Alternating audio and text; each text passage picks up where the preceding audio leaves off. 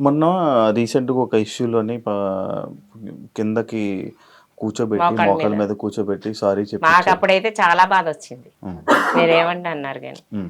ఇప్పుడు బిగ్ బాస్‌లో జరిగియన్నీ big boss వాళ్ళకి తెలుసు. హ్మ్. నాగార్జున గారికి తెలుసు. హ్మ్. అన్నీ తెలుసు. ఓ తల్లి, తండ్రి ఎంత బాధపడతారు చెప్పండి. మీ మనసు ఎలా ఉంటది చెప్పండి అసలు. అవును. నాకైతే అనిపించింది ఆళ్ళ గురించి నేను చెప్తాలేదు గాని. హ్మ్. నేనైతే ఇక్కడ లేను. చాలా బాధపడ్డాను నేను. హ్మ్. ఏంటి ఇలాగైంది ఈడి పరిస్థితి అని. హ్మ్. హ్మ్. ఇప్పుడు ఆడు బయటకొచ్చినా బతకగలడు. హ్మ్. బతకలేడని ఏం కాదు కదా! అవును. ఆడు గేమ్స్ పరంగా చూడాలి. అవును. అంతేగాని ఇప్పుడు గమ్మున ఇంట్లో ఏదో జరుగుతది. హ్మ్. జరిగినంత మాత్రాన మోకాళ్ళ మీద అంత ఇన్ని వేల మంది మీద కూర్చోబెట్టేసరికి మాకు చాలా బాధొచ్చింది. మీరమ్మా బాధపడ్డారా? ఏడ్చారా? మేము బాధపడ్డాం. ఎందుకు బాధపడండి? దీనికి కూడా సైలెంట్‌గా ఉండి నవ్వుతారేంటమ్మా? మేము మీరేమనుకున్నారు మామూలుగా అది చూసినప్పుడు? చెప్పండి. మాట్లాడతారని విన్నాను. ఏంటి ఇంత సైలెంట్‌గా ఉన్నావు? నేనేం అనుకోలేదనుకో బాధపడ్డాను పిల్లాడిని ఇలా నువ్వు మోకాళ్ళ మీద నుంచోబెట్టారు ఏంటి అని ఆ! బాధపడ ఓకే. ఇప్పుడు ఎవరెవరు కొంచెం బాధ వస్తుందో ఆ మాట తలుసుకుంటే బాధ వస్తుంది. బాధొస్తుందా?